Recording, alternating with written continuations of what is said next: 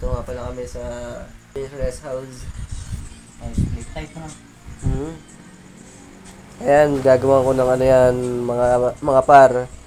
TV, lamesa, kusina, CR. Tol, malapit na. Bossing! Galing mag-adlib si... Ay, sa kape naman yun sa kape. Namibili si Gago ng ano ng tea. Ito pa, ito pa. Yakatapin ni Gago. Yung ginaya niya si Mika. Ganado ako dun. Bini Kamot. Si best friend, no? Isang panas mo, Overlord.